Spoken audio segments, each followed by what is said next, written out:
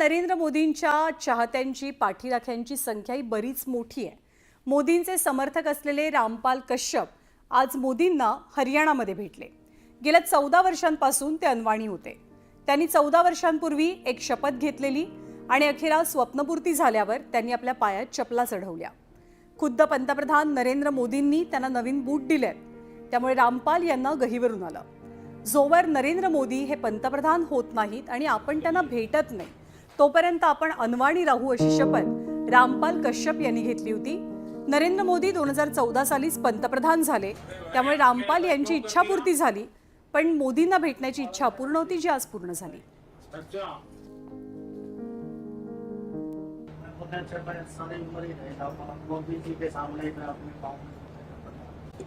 आणि गेली 15 ते 16 वर्ष महाराष्ट्रातला एक रस्ता रखडलेला आहे आणि हा रस्ता म्हणजे अर्थातच मुंबई गोवा महामार्ग। पण हा महामार्ग कधी पूर्ण होणार याचं उत्तर अखेरीस नितीन गडकरींनी दिलेलं आहे।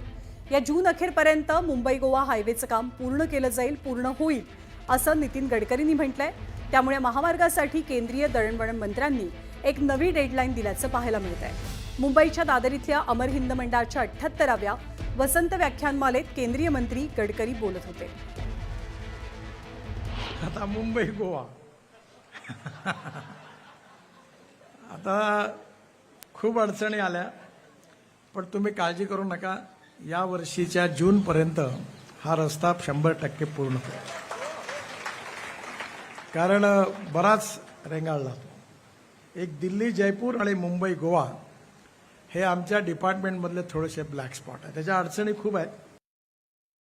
आणि जळगावमधले 2 नेते, मंत्री गिरीश महाजन आणि दुसरे एकनाथ खडसे, या 2 नेत्यांमधलं वैर महाराष्ट्राला काही नवं नाहीये। आता गिरीश महाजनांनी एकनाथ खडसेंना अब्रूनुकसानीच्या दाव्यासंदर्भात नोटीस पाठवली आहे। त्यामुळे नोटिशीला खडसे कसं उत्तर देतात हे पाहणं महत्त्वाचं असेल। काही दिवसांपूर्वी पत्रकार अनिल थत्ते यांनी केलेल्या व्हिडिओचा संदर्भ देत खडसेंनी गिरीश महाजनांवरती गंभीर आरोप केले होते। महाजन यांचे महिला अधिकाऱ्याशी संबंध असल्याचा आरोप खडसेंनी केला, तर खडसेंच्या आरोपांना कुठलाही आधार नसून आपली प्रतिमा मलिन केली जात असल्याचं महाजनांचं म्हणणं आहे। तर दुसरीकडे आपल्याला अजून महाजनांकडनं कोणतीच नोटीस आलं नाही असं खडसेंनी न्यूज 18 लोकमतच्या प्रतिनिधींना सांगितल्याची माहिती आहे। त्यामुळे या प्रकरणात पुढे काय घडणार हे पाहणं उत्सुकतेचं असेल। तर काही दिवसांपूर्वी खडसेंनी थत्तेंच्या व्हिडिओचा संदर्भ देत गिरीश महाजनांवर नेमका आरोप काय केला होता तो सुद्धा पाहूया।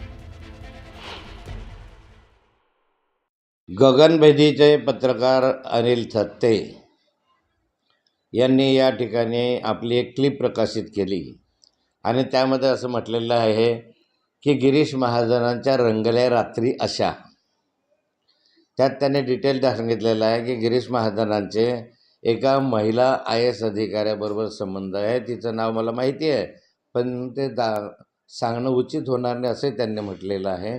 आणि त्यांनी हे सांगितलेलं आहे की अमित शहांकडे ज्यावेळेस मंत्रिमंडळाच्या विस्तारासाठी व्यवस्था झाली त्यावेळेस अमित शहांनी गिरीश महाजनांना बोलवून घेतलं होतं आणि त्यांना सांगितलं की या महिला IAS अधिकाऱ्याशी तुझे संबंध आहे। याने सांगितलं होतं की नाही, माझ्या अनेकांशी संबंध आहे, कामानिमित्त मी बोलतो वगैरे वगैरे। तर खडसेंनी आपल्या विधानाचा विपर्यास केल्याचं स्पष्टीकरण आता अनिल थत्तेंनी दिलंय। खडसेंनी जे त्याच्या अनुषंगाने आरोप केलेत किंवा त्याचा विपर्यस्त अर्थ लावलाय तो माझ्या व्हिडिओत कुठेही मी मांडलेला नाही, बोललेलो नाही। त्यांनी त्याच्यामध्ये एका स्त्रीशी त्यांची भानगडे वगैरे वगैरे जे बोललेत ते मी असं कुठेच म्हटले नाही। मी एवढंच म्हटलं, एकच वाक्य आहे, अमित शहा यांनी गिरीश महाजनांना असं विचारलं की IAS महिला अधिकाऱ्याला रात्री उशिरा 100हून अधिक वेळा तुम्ही काही काळात फोन केले, हे खरं आहे का? तर ते म्हणाले मला काही आठवत नाही, मी उशिरापर्यंत काम करतो, केव्हाही अधिकाऱ्यांना फोन करतो।